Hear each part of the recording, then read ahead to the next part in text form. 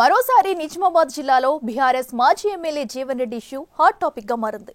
అధికారంలో ఉన్నప్పుడు వ్యవహరించిన రీతిలోనే ఓడిపోయిన తర్వాత కూడా మాజీ ఎమ్మెల్యే తీరు ఇంకా అలానే ఉందని చర్చ నడుస్తుందట. గత ప్రభుత్వ హయాంలో అధికార దుర్వినియోగానికి పాల్పడిన వారిలో టాప్ ప్లేస్ లో ఉన్న ఎమ్మెల్యేలో ఆయన ఒకరంటూ ప్రచారం జరిగింది.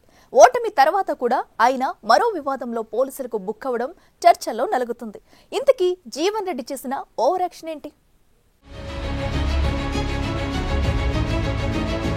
ప్రభుత్వ భూముల కబ్జాలు, అధికారం ఉంది కదా అని విచ్చలవిడిగా దౌర్జన్యాలు, ఇలా ఆర్మూర్ మాజీ ఎమ్మెల్యే జీవన్ రెడ్డిపై పలు ఆరోపణలున్నాయి. ఉమ్మడి నిజామాబాద్ జిల్లాలోని ఆర్మూర్ నియోజకవర్గమే కాకుండా బీఆర్ఎస్ పెద్దలకు దగ్గరగా ఉన్నట్లు నటిస్తూ హైదరాబాద్ చుట్టుపక్కల భూములకు కబ్జాలు చేసి ప్రైవేటు వ్యక్తులను బెదిరింపులకు గురి చేసిన చరిత్ర ఆయనది అని ఫిర్యాదులున్నాయి. 10 ఏళ్లు ఎమ్మెల్యేగా ఉన్న ఆయన మాజీ అయినా అధికారంలో ఉన్నట్లుగా ఫీల్ అవుతున్నారనే టాక్ నడుస్తుందట.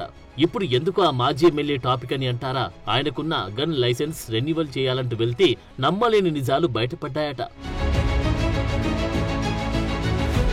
జీవన్ రెడ్డి 10 ఏళ్లుగా గులాబీ పార్టీ ఎమ్మెల్యేగా పనిచేసినప్పుడు ప్రభుత్వ భూములను లీజుకు తీసుకోవడం, వాటికి కట్టాల్సిన బకాయిలు కట్టకపోవడం, ట్యాక్స్ పే చేయకపోవడం, జీవన్ మాల్ కరెంటు బిల్లులు లక్షల్లో పెండింగ్ లో ఉండి నోటీసులు రావడంతో వాటిని కాంగ్రెస్ ప్రభుత్వం వచ్చాక మెల్లిమెల్లిగా క్లియర్ చేసుకుంటూ వస్తున్నారు. ఇప్పుడు కొత్తగా ఆయన గన్ లైసెన్స్ విషయంలో రెన్యువల్ కోసం వస్తే దాన్ని పోలీసులు స్వాధీనం చేసుకున్నారట. అదేంటి? ఆయన గత ప్రభుత్వంలో 2 సార్లు ఎమ్మెల్యేగా, ఇప్పుడు మాజీ అయిన ప్రతిపక్ష పార్టీ జిల్లా అధ్యక్షుడు జీవన్ రెడ్డికి గన్ లైసెన్స్ ఉండడంలో తప్పేముంది అనుకోవచ్చు. పోలీసులు కూడా ఇప్పటి వరకు అలానే అనుకున్నారట. జీవన్ రెడ్డి తనకున్న గన్ లైసెన్స్ రెన్యువల్ కోసం నిజామాబాద్ కమిషనరేట్ కి వచ్చారట. అక్కడ రెన్యువల్ కోసం ప్రాసెస్ మొదలు పెడితే అప్పుడే పోలీసులు అవాక్కయ్యారట. ఒక వ్యక్తికి ఒకే దగ్గర గన్ లైసెన్స్ ఉండాలి, కానీ మాజీ ఎమ్మెల్యేకు మాత్రం 2 చోట్ల గన్ లైసెన్స్లున్నాయని వెరిఫికేషన్లు తెలిసి షాక్ అయ్యారట పోలీసులు. ఒకటి సైబరాబాద్ పోలీస్ స్టేషన్ పరిధిలో, మరొకటి నిజామాబాద్ కమిషనరేట్ పరిధిలో ఆయనకు లైసెన్స్లున్నాయంట. వెంటనే జీవన్ రెడ్డి గన్ను నిజామాబాద్ సిపి సాయి చైతన్య స్వాధీనం చేసుకుని నోటీసులు జారీ చేశారట.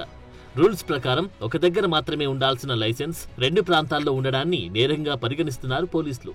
ఆయన అధికార దుర్వినియోగానికి పాల్పడడంతో 2016లో ఇచ్చిన ఓ గన్ లైసెన్స్ రద్దు చేసి గన్ను సీజ్ చేశారట పోలీసులు.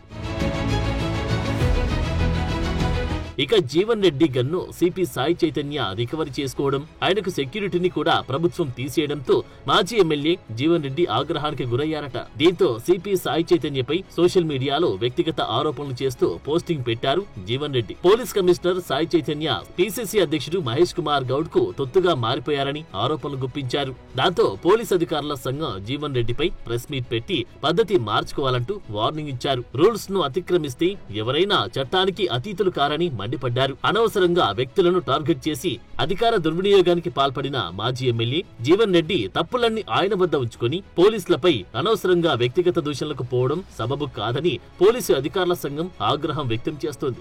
గత నెల నుంచి కంటిన్యూస్లీ రిపీటెడ్లీ ఆర్మూర్ మాజీ ఎమ్మెల్యే గారు పోలీసులను టార్గెట్ చేసుకుంటూ ఏకపక్షంగా ఎస్హెచ్ఓలను రాత్రిపూట హోటల్ బంద్ ఉంది, 10 గంటల తర్వాత ఆల్ ఎస్టాబ్లిష్డ్ మొత్తం అన్ని బంద్ చేయిస్తున్నాము ల్యాండ్ ఆర్డర్లో భాగంగా. అక్కడ నిలబడి ఫేస్బుక్లో నువ్వు ఎందుకు హోటల్ బంద్ చేయించినావు, పింక్ బుక్లో మీ పేరు రాసుకుంటాము, వచ్చేది మా ప్రభుత్వమే, మీ సంగతి చూస్తాము అని పోలీసులను బెదిరించి ధోరణిలో మాట్లాడటం తప్పు.